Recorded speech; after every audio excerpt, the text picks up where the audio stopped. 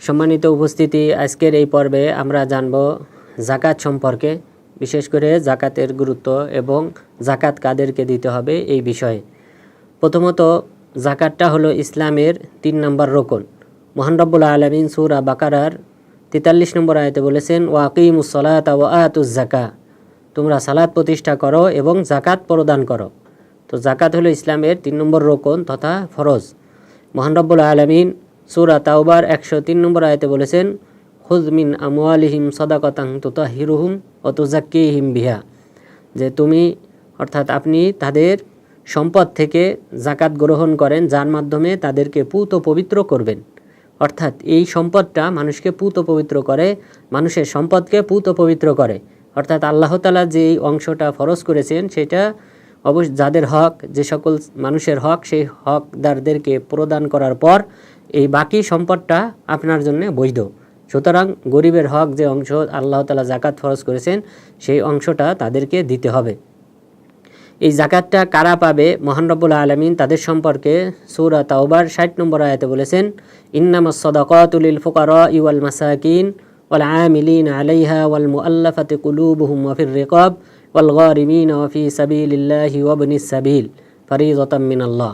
মহান রব্বুল আলামিন এই আয়াতে 8 শ্রেণীর মানুষকে এই যাকাতটা প্রদান করতে বলেছেন। প্রথম শ্রেণীর মানুষ হলো যে যারা ফকির বলা হয় তাদেরকে, যারা বেশি নিঃস্ব, অর্থাৎ যাদের একদিনের খাবারের ব্যবস্থাপনা নেই অথবা অর্ধদিনের খাবারের ব্যবস্থাপনা আছে, এমন ব্যক্তিদেরকে ফকির বলা হয়।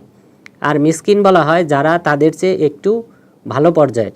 তাহলে প্রথম শ্রেণীর ব্যক্তি হলো যে যাকাতটা পাবে যারা ফকির, যারা মিসকিন এবং সেই সাথে যারা যাকাত সংগ্রহ করে তারা, এবং যে সকল কাফের যাদের অন্তর ইসলামের দিকে অর্থাৎ ইসলাম গ্রহণ করার আশা করা যায় এমন ব্যক্তি, এবং সেই সাথে দাস আজাদ করার ক্ষেত্রে এই যাকাত প্রদান করতে হবে।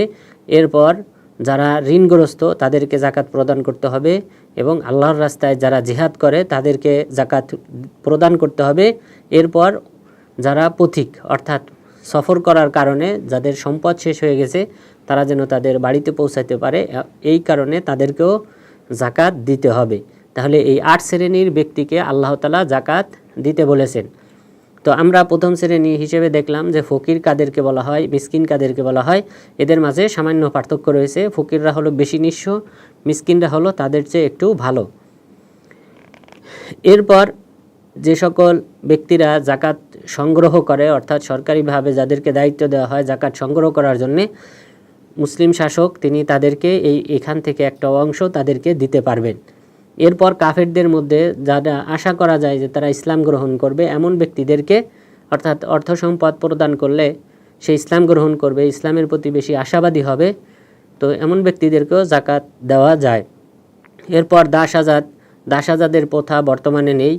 তো যদি কোনো সময় আসে অথবা ঈসা আলাইহিস সালাম যখন আসবেন তখন যাকাত প্রথা তথা দাস প্রথা পুনরায় আবার ফিরে আসবে, তখন হয়তো এটা বাস্তবায়িত হবে। এরপর যারা ঋণগ্রস্ত এই সকল ব্যক্তিদেরকেও যাকাত থেকে ঋণ পরিশোধ করার জন্য সহযোগিতা করা যাবে। এরপর আল্লাহর রাস্তায় জিহাদ যারা করে তাদের ক্ষেত্রে যাকাতুল ফিতর দেওয়া যাবে। আর আল্লাহর রাস্তায় জিহাদকারীদের অন্তর্ভুক্ত আরেক শ্রেণীর ব্যক্তি তাদেরকে দেওয়া যাবে, তারা হলেন হজ বা উমরাকারী।